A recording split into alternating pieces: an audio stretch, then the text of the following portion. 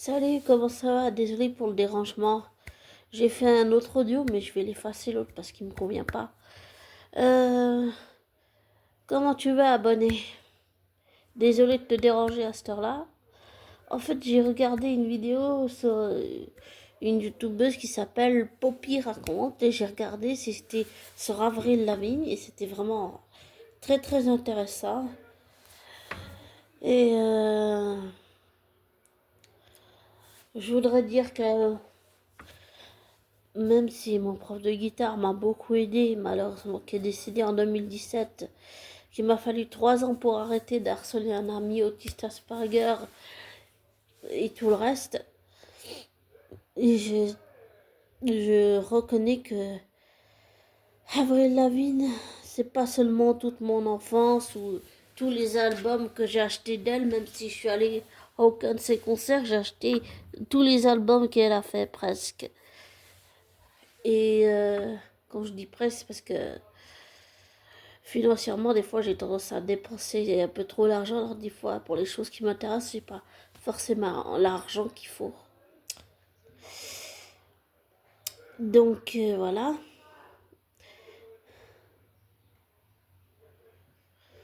Et je suis Avril Lavigne depuis les années 2000.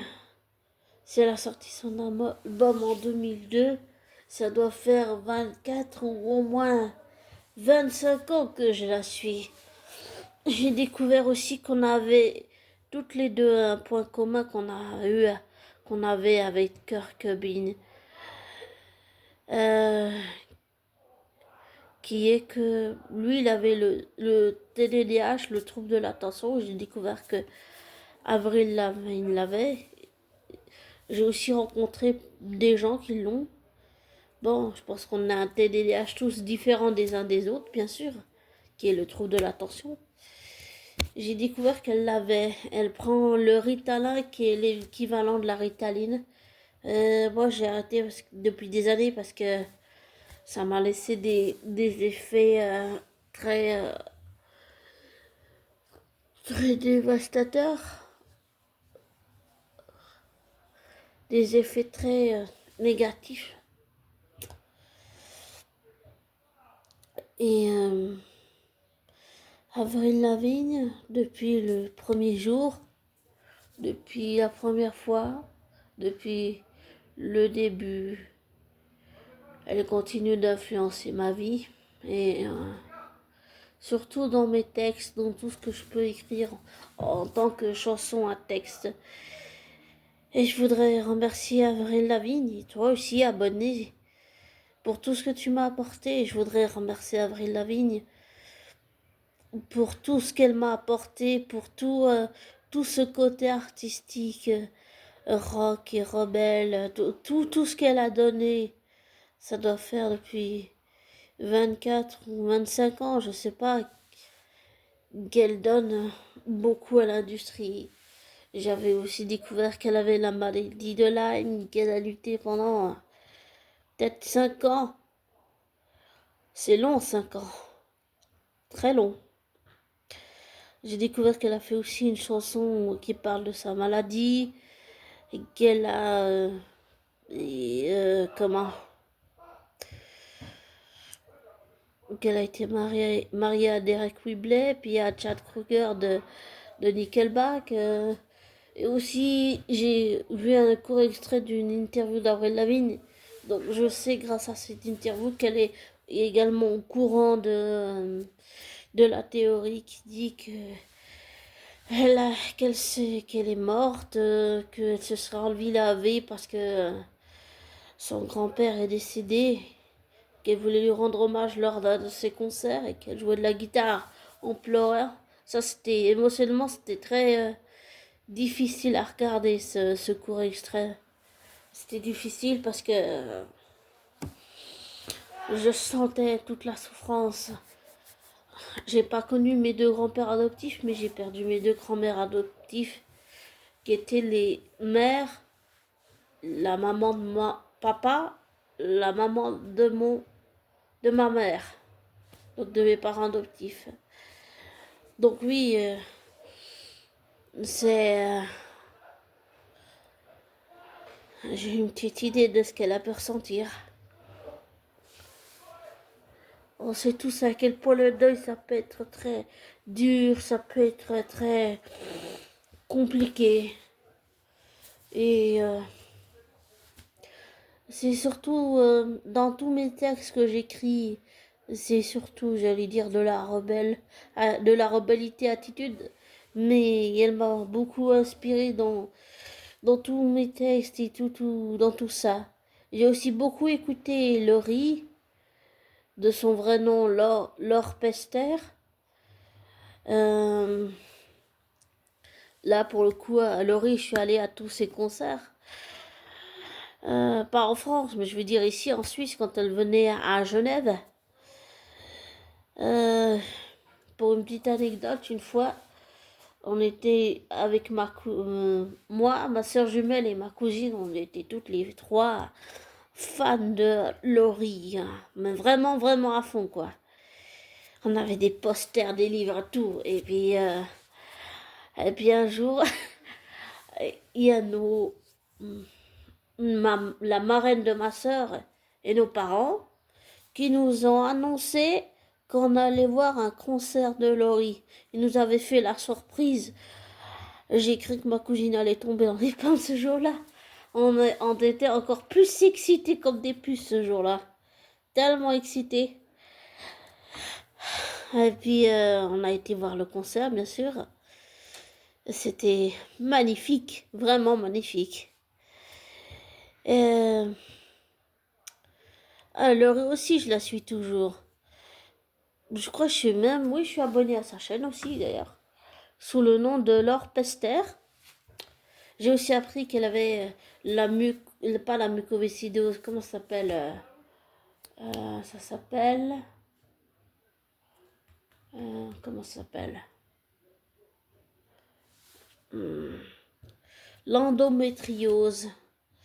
C'est des douleurs extrêmement violentes et que ça a été un combat pour Laurie pour d'avoir un enfant. Elle a réussi à en avoir, mais ça a été long, ça a été difficile, ça a été douloureux. L'endométriose, c'est quelque chose de très dur à vivre émotionnellement. Mais Laurie aussi m'a beaucoup influencée, mais vraiment, celle qui m'a le plus influencée depuis le tout début, c'est vraiment Avril Lavigne. Vraiment, vraiment Avril Lavigne. Et je suis reconnaissante de tout ce qu'elle a donné, tout ce qu'elle a apporté, je veux dire, dans ma vie personnelle, au niveau artistique, dans ma façon d'écrire toutes mes chansons à texte.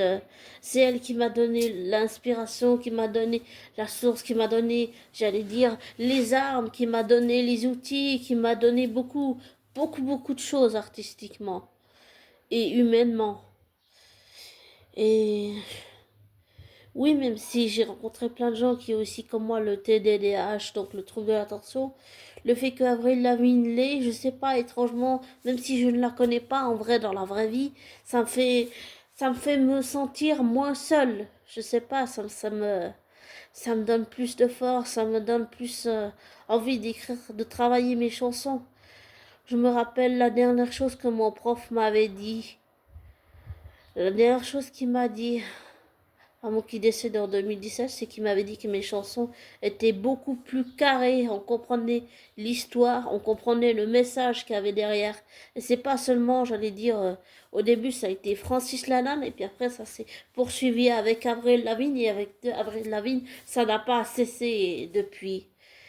Donc oui, Avril Lavigne, elle continue de m'influencer aujourd'hui. C'est quelqu'un que j'ai envie de rencontrer pour son travail et pour pas seulement, j'allais dire, je me suis posé la même question que pour Robert Carlyle qui a joué dans la série Once Upon a Time, qui a joué la bête, le crocodile et Rumpelstiltskin et Monsieur Gold, Monsieur Or en fait, Monsieur Mr. Gold, ça veut dire Monsieur Or si on traduit littéralement de ce que ça veut dire en anglais au français. Et 2 minutes, je vois juste du... Attends, romanette. C'est très bon comme désaltérant.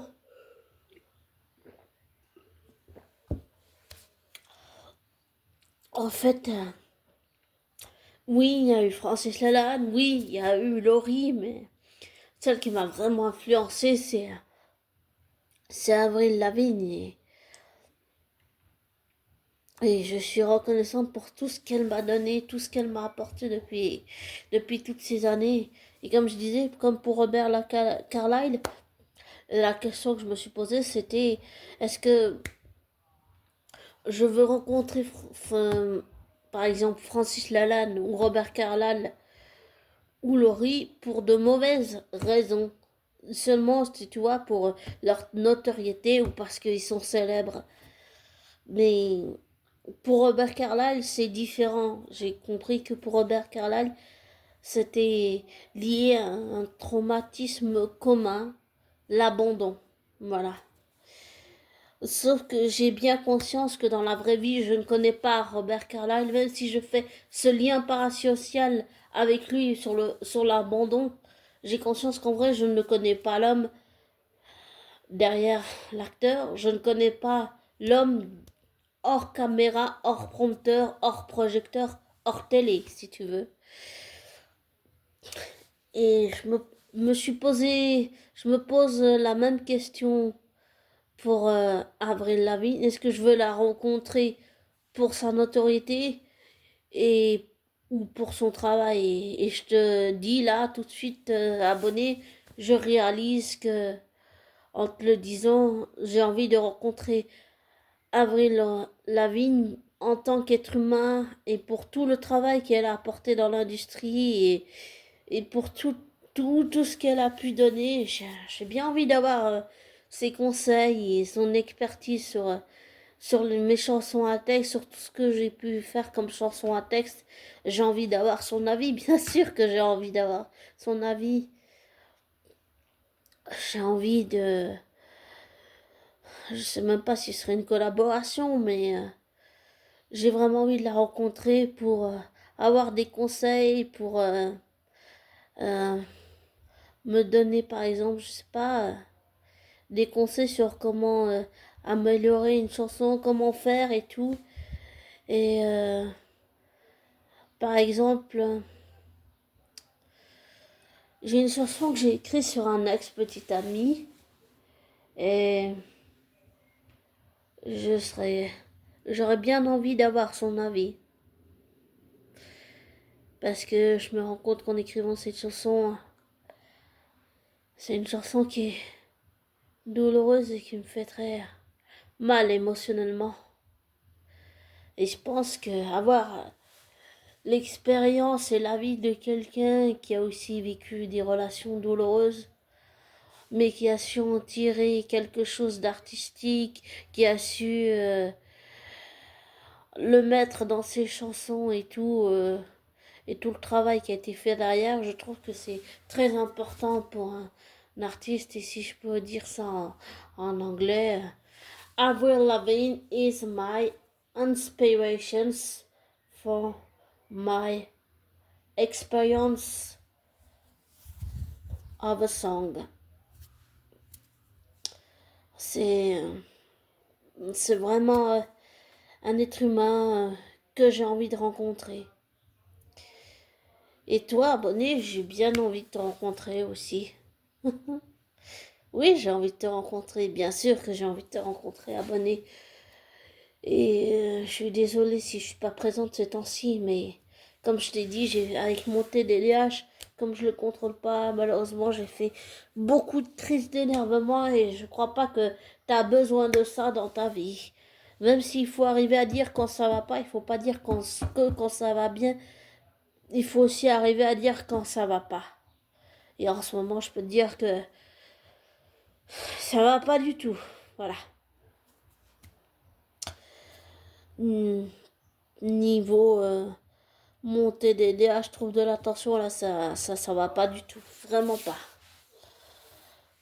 Donc j'essaye de faire avec, mais pour le moment c'est une période où ça va pas. Je suis désolée, mais je veux pas te donner ça. Et puis aussi, je sais pas comment Avril Lavigne vit son TDDH. Je serais curieuse de savoir comment elle le vit. Et avoir l'expérience de quelqu'un qui le vit aussi.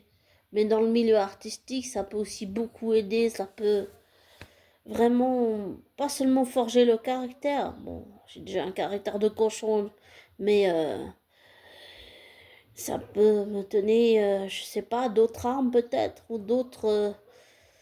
je suis quelqu'un de assez dur, donc peut-être que ça me radoucirait.